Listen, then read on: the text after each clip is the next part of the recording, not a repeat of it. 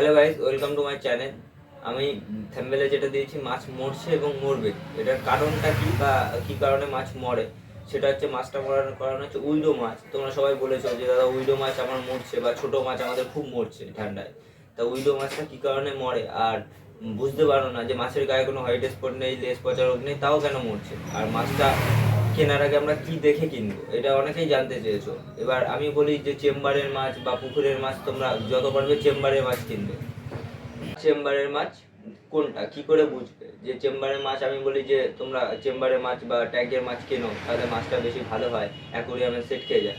পুকুরের মাছ চেনার উপায় হচ্ছে যে মাছগুলো, পুকুরের মাছগুলো হবে কি, তোমাদের দেখবে তোমরা যতই ভালো জলে রাখো না কেন, যখন কিনবে তখনই দেখবে মাছগুলো ডানার মানে যেটা তোমার মেন ডানা শিকদারা যেটা বলে, আমাদের শিকদারা, মাছেরও শিকদারা আমি জানি যতদূর, শিকদারা যেটা বলে ওটা দেখবে লালচে কালারের হয়। আর এই মাছগুলো যখনই তুমি কিনবে তখনই দেখবে মারা যাবে। যখনই অ্যাকুরিয়ামে দেবে একটা দুটো তিনটে, আজকে একটা কালকে একটা পশু একটা, এরকম করে মরবেই। এই হচ্ছে প্রথম কারণ। আর উইডোগুলো শেপ দেখবে লম্বাটে টাইপের হবে, সমান গোল হয় না। যখন পুকুরের মাছ নেবে, ঠিক আছে, বড় জায়গা পায় সাঁতার কাটে, শেপটা একটু বিগড়ে যায়, একটু লম্বা টাইপের হয়, এগুলো দেখে কিনবে। কানকোর পাশটা দেখবে যে লাল আছে কিনা দুই সাইডে, পুকুরে মাছ হলে লাল হয়ে যাবে।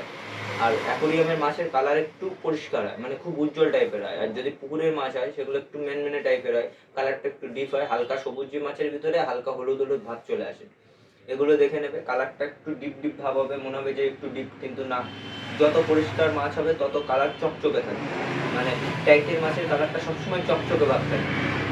তো গাইজ, আমি একটা কাজ করেছিলাম যে একটা ভাইয়ের কাছে দুটো মাছ ছিল, তাই সে ভাইটা আমাকে বলেছিল দাদা মাছ দুটো চেঞ্জ করে দাও, অন্য দোকান থেকে নিয়েছিল।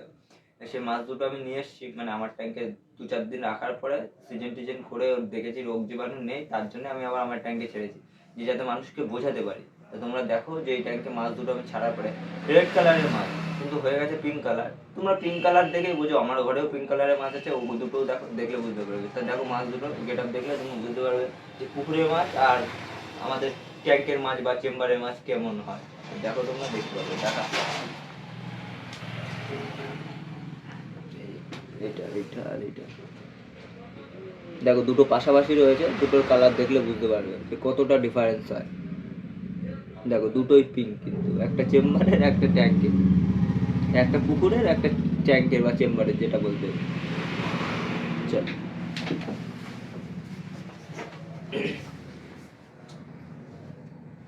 তা তোমরা দেখলে যে মাছ দুটোর ভিতরে পার্থক্য কি হয়। যখনই তুমি পুকুরের মাছ তোমার বাড়িতে প্রথমে ভীষণ কালার থাকবে, আস্তে আস্তে আস্তে কালার ফেড হয়ে যাবে, তাহলে বুঝতে পারবে কালার ফেড হয়ে যাবে, তখন তোমরা বুঝবে যে এটা পুকুরের মাছ ছিল। আর ট্যাঙ্কের মাছ তো আমি বলে দিয়েছি একটাই কালার থাকবে, একটু চকচকে ভাব থাকবে, গায়ে গ্লেজ থাকবে, এগুলো দেখে নেবে। গোল্ড শেপের মাছ যদি মনে করো যে গোল্ড ফিশের বিষয়ে জানবে, তা গোল্ড ফিশের সেম ক্যাটাগরি।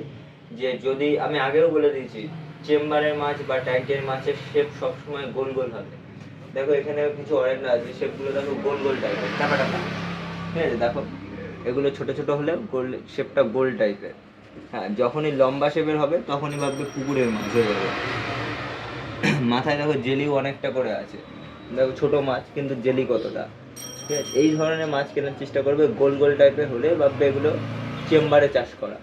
তোমরা যদি গোল্ডফিশ বা রেড ক্যাপ যখনই কিনবে, শেপটা দেখে কিনবে, ছোট মাছ হোক, শেপটা যেন গোল শেপ হয়, হলে তোমাদের মাছ সহজে মরবে না, ওটা অরিজিনাল গোল্ডফিশ হয়।